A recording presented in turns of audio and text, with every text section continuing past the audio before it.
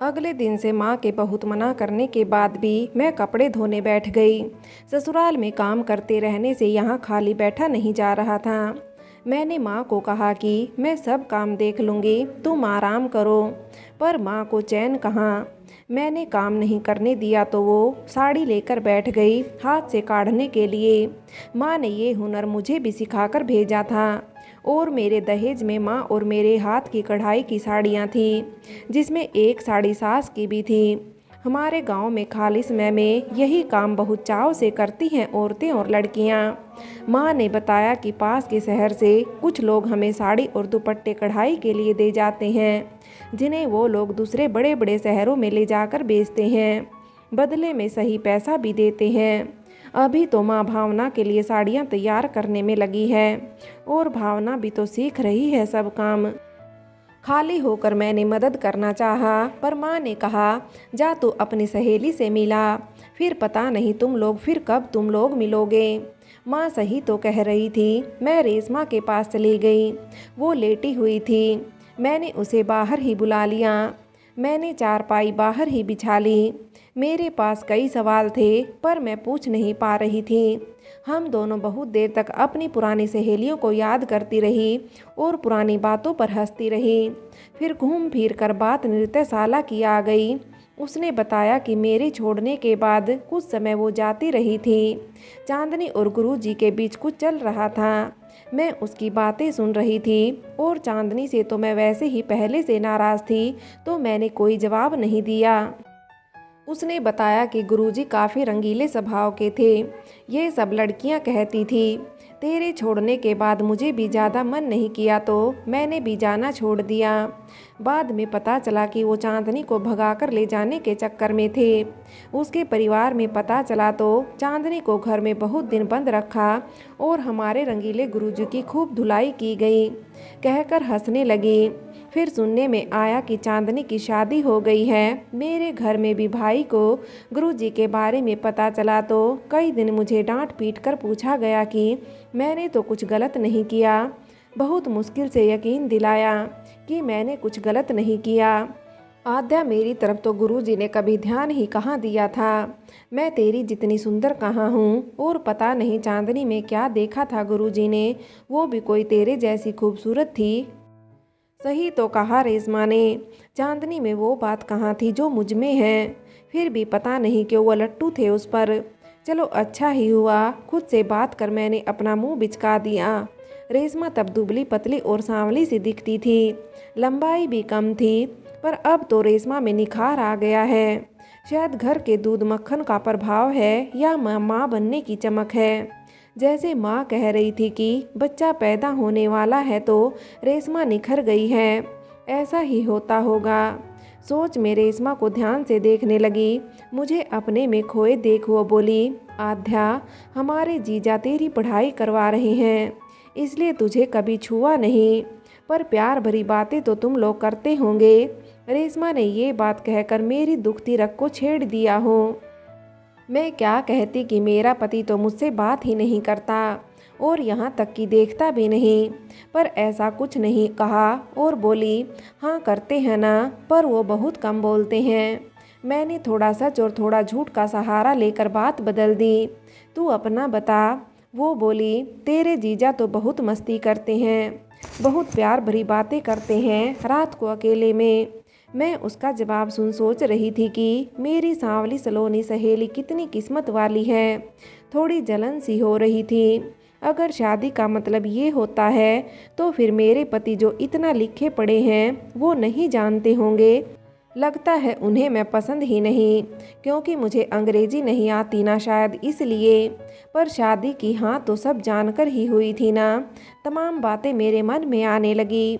सुधा के मुंह से शादी के बाद की बात सुनकर मन में वो इच्छाएं जो गुरुजी को देखकर जागी थी वो फिर अपना सर उठा रही थी। कितना अलग सा महसूस किया था मैंने उसके छूने से।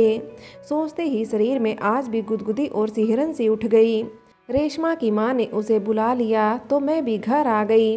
मन अशांत हो गया था। अब ये रोज़ की बात हो गई थी। हम दोनों बातें करती और घूम फिर कर बात ससुराल और पतियों पर ख़त्म होती। कई बार मन किया कि उससे कह दूं कि कुछ और बात करते हैं, पर मुझे भी तो लालच आ जाता था पति पत्नी के रिश्ते के बारे में और जानने का। रेशमा पढ़ने में बिल्कुल होशियार नहीं थी और देखने में भी औसत सी थी। जब वो दिन प्रतिदिन मुझ पर हावी होती जा रही थी, वो मुझसे बेहतर है, ये बात मन में घर करने में ज़्यादा वक्त नहीं लगा। रातों की नींद गायब हो गई थी। रेशमा और उसके पति से अपनी और अपने पति की तुलना करते करते जैसे जैसे सुबह होने लगती, वैसे वैसे मेरा पति ज़्यादा पढ़ा लिखा है, वो मुझे भी पढ़ा रहा है। जो किसी का पति मेरे जानने में नहीं करता ना किसी ने किया, वो मेरा पति कर रहा है। सोचकर मन अभिमान से भर देता, पर ये अभिमान रोज़ टूट जाता था जब रेशमा अपने अनुभव बताने लगती या कोई आकर छेड़ जाता। एक भाभी ने कहा कि आध्या का पति बहुत अनोखा है, नए विचारों वाला है या कोई और ही बात है। ये बात वो मेरी माँ से कह रही थी तो माँ भी हंस दी। मैंने कहा कोई और बात क्या होगी भाभी। उन्होंने माँ की तरफ देखा तो बोली मैं तो मजाक कर रही थी। अब भाभी की बात समझ तो नहीं आई थी, पर बुरी बहुत लगी थी। 15 दिन होने को आए थे। एक दिन मेरे पति की चिट्ठी आई कि माँ बाथरूम में फिसल गई थी, उनके पैर की हड्डी टूट गई है। चिट्ठी मिलते ही पिताजी के साथ आ जाओ। रात को पिताजी को बताया तो वो बोले सुबह ही टिकट निकलवा लेता हूँ, तुम तैयारी रखो, क्या पता शाम की ही गाड़ी होगी तो उसमें ही चल देंगे।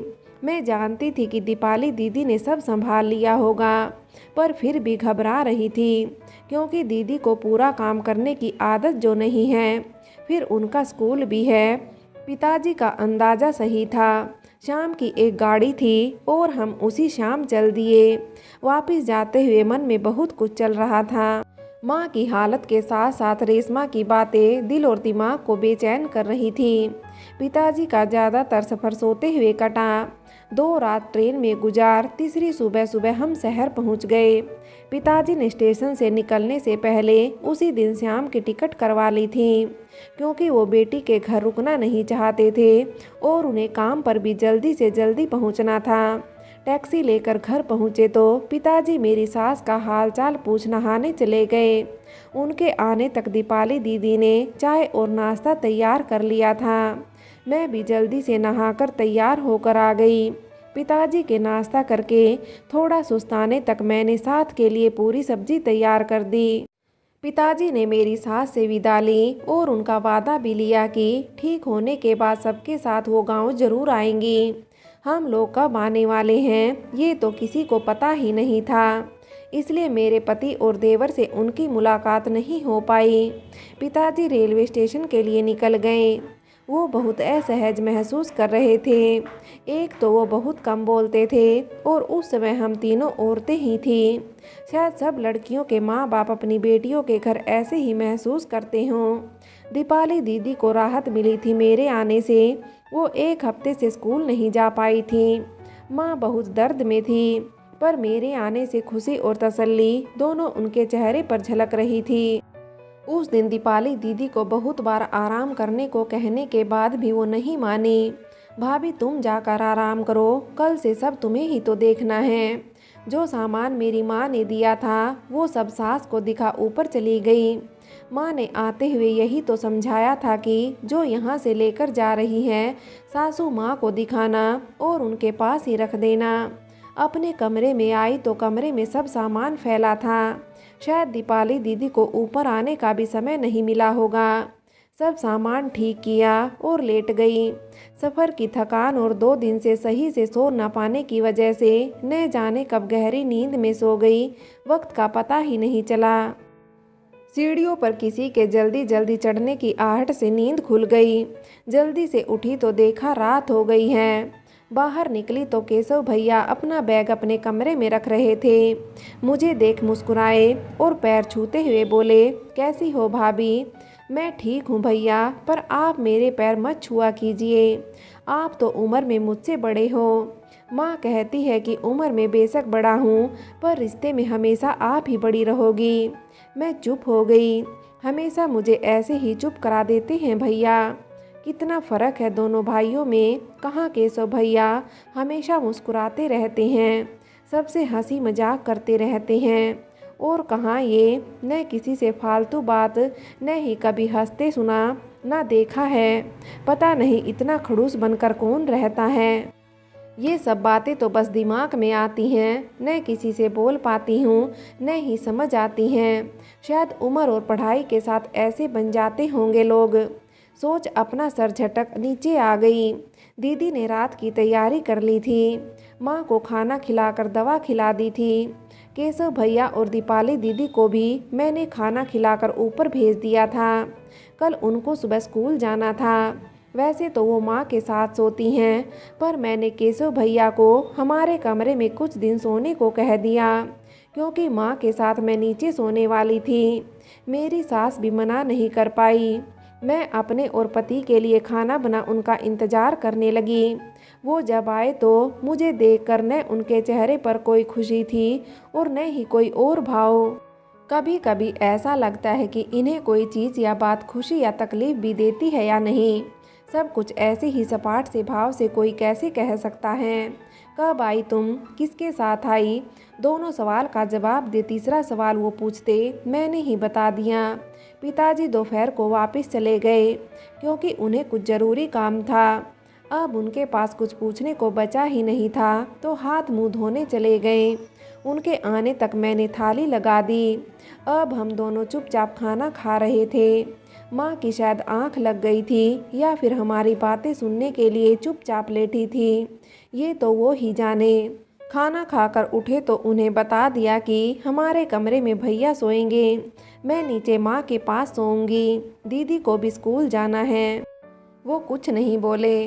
रास्ते में सोचा तो बहुत कुछ था पूछने के लिए, पर अभी समय ठीक नहीं सोचकर चुप रही। जो माँ ने सिखा कर भेजा था मैं वही करती जा रही थी। मेरी सास के बीमार होने और मुझे वापस बुलाने की चिट्ठी के साथ ही माँ यही सब कहती चली जा रही थी। आते आते भी पूछ रही थी, याद है ना क्या समझाया है। माँ की बातों पर खिंच सी उठ रही थी, पर माँ को कुछ बोलकर दुखी नहीं करना चाहती थी, सो सब तो चुप रही। पर यहाँ आते ही माँ की हर बात याद आती चली गई। सबकी माँ ऐसी ही होती होंगी, खासकर हम लड़कियों की माँ कितनी चिंता में रहती हैं। पहले लड़की को बुरी नज़रों से बचा कर रखने की जंग, फिर ब्याह की चिंता, और ब्याह के बाद उसका ससुराल में सही से निभाह हो जाए की चिंता। इतने सालों बाद मैं समझ रही हूँ कि माँ बनना ही एक संघर्ष है, या यूँ कहा जाए कि लड़की पैदा होना ही पाप है। कभी खुलकर जीने ही नहीं दिया जाता। हमारी छोटी छोटी ख्वाहिशें, सपने सब कैद कर दिए जाते हैं। मेरी सास के सब काम और घर के कामों में कुछ और सोचने का वक्त ही नहीं मिल पाता था। माँ का सब काम अभी तो उनके बिस्तर पर ही हो रहा था। उनको नहलाना, बाथरूम वगैरह बिस्तर पर पैन में ही करवा रही थी। शुरू में बहुत ख़राब लगा, पर फिर मन को बहु मजबूत बना लिया। 2 महीने बाद प्लास्टर कटा, हड्डी तो जुड़ गई थी, पर अभी वजन नहीं डालना था। इन महीनों में उनके बेटों ने सोच विचार कर नीचे ही एक बाथरूम और टॉयलेट बना दिया था। क्या करते, आंगन को कम कर दिया गया, क्योंकि माँ के लिए सीढ़ियाँ चलना मुश्किल ही था। ये उन दिनों की बात है जब बम्बई का नया नामकरण हुआ था मुंबई। माँ अब वॉकर से लेकर थोड़ा बहुत चलने की कोशिश करती ही रहती थी। वो मेरी सेवा से बहुत खुश थी और बहुत आशीर्वाद देती थी। माँ ने एक दिन कहा, आध्या अपना सामान ऊपर ले जा, अब अपने कमरे में सोया कर। दीपाली है ना मेरे पास, कोई परेशानी होगी तो तुझे बुला लूँगी। मैं फिर से अपने कमरे में थी। गांव से आने के बाद ये पहली रात थी जब मैं अपने पति के साथ अकेली थी। इन महीनों में उन्होंने बस माँ की दवाइयाँ या उनका हालचाल ही पूछने के लिए बात की थी। अपने कमरे में आकर मुझे रेशमा की सारी बातें याद आ रही थी। मन में सवाल गुड़मुड़ हो रहे थे, पर पूछने की हिम्मत नहीं हो रही थी। आध्या, तुमने माँ का ध्यान बहुत अच्छे से रखा, उसके लिए थैंक यू। वो तो मुझे रखना ही था, माँ जो है। आप थैंक यू क्यों बोल रहे हैं? मेरी बात सुनकर वो चुप हो गए। मुझे अब बहुत गुस्सा आ रहा था। शायद पुरानी बेबाक आध्या अपने खोल से बाहर आने को बेताब थी, जिसे मैंने शादी होते ही अपने अंदर एक कोने में दफना दिया था, क्योंकि वैसी आध्या की ज़रूरत ही कहाँ थी। पर रेशमा की बातें और भाभीियों की छेड़छाड़ ने आध्या को परिपक्व बना दिया था। न जाने क्यों उस दिन मैं अपने आप को नहीं रोक पा रही थी। मुझे रेशमा की कही बात याद आ गई कि वो तुझे नहीं छूते तो तू उन्हें छू कर देखना, फिर वो तुझे छुए बिना नहीं रह पाएंगे। मैं अपने विचारों में गुम थी और वो अपने पुराने अंदाज में सोने की तैयारी में थे। आपको अगर नींद न आ रही हो तो मुझे कुछ बात करनी है, मैंने एकदम से कुछ ज़्यादा ही तेज़ आवाज़ में कह दिया। वो चौंक कर बोले, अगर ज़रूरी है तो हाँ कहो, मैं सुन रहा हूँ। मैं बिना परीक्षा दिए ही पढ़ती रहूँ तो कोई हर्ज है? मैं समझा नहीं। ठीक से समझाओ, कहकर उठकर बैठ गए। मैं सिर्फ इतना कहना चाह रही हूँ कि अगर आपको लगता है कि मैं आपके दोस्तों और उनकी पत्नियों के सामने इंग्लिश में बात करूँ तो क्यों ना मैं सिर्फ यही विषय पढ़ूँ। मैं डिक्शनरी से मुश्किल शब्दों का अर्थ जान लूँगी और जो पढ़ना न आया वो आप में से किसी से भी पूछ लूँगी, क्योंकि मुझसे आप नौकरी थोड़े ही करवाएंगे। मैं इतनी इंग्लिश तो सीख ही जाऊँगी जिससे आपको किसी से मिलवाने में शर्म ना आए। मैंने अपनी बात उनके सामने रख ही दी, जिसके बाद बहुत हल्का महसूस कर रही थी। वो कुछ देर सोचने के बाद बोले कि ठीक है, तुम्हें 3 महीने देता हूँ। ठीक ठाक पढ़ना और बोलना सीख लोगी तो ठीक, नहीं तो परीक्षा के लिए सब विषय पढ़ोगी। मैंने झट से हाँ बोल दी और खुशी के मारे उनका हाथ पकड़ लिया। उन्होंने अपना हाथ दूसरे हाथ से मेरी पकड़ से छुड़ाना चाहा, पर मैंने ढीठता से दूसरा हाथ भी पकड़ लिया। अच्छा, अब हाथ छोड़ो तो मैं सो जाऊं। मैं उनके हाथों की ठंडक महसूस कर रही थी। उनके बातों की कसमसाहट देख दिल में अजीब सी खुशी मिल रही थी और ठीक वैसे ही महसूस करना चाह रही थी जो गुरुजी के पकड़ने पर महसूस किया था। पर न जाने क्यों मेरे पति के चेहरे पर कोई अच्छा सा भाव नहीं दिख रहा था। मैंने झट से हाथ छोड़ दिया। मैं क्या सुंदर नहीं हूँ? मुझ में क्या कमी है जो आप मेरी तरफ देखते ही नहीं? तुम क्या सोचती रहती हो फालतू? मैंने तुम्हें कहा ना, तुम अभी छोटी हो। क्या मेरे बड़े होने से आपकी और मेरी उम्र का फासला कम हो जाएगा? उनके जवाब देने पर मैंने तुरंत एक और प्रश्न दाग दिया। वो चुप रहे। मुझे उनकी चुप्पी पर गुस्सा तो आ ही रहा था, साथ ही और बोलने का मौका भी मिल गया। वो धीरे से बोले, तुम्हें पता है कम उम्र में ब्याह करके बच्चे पैदा करने से कितनी औरतें मर जाती हैं? इन सब से तुम्हें बचाना चाहता हूँ और कुछ नहीं। मैंने आपकी लाई पत्रिका में पढ़ा है कि बच्चा पैदा करना अपने हाथ में होता है।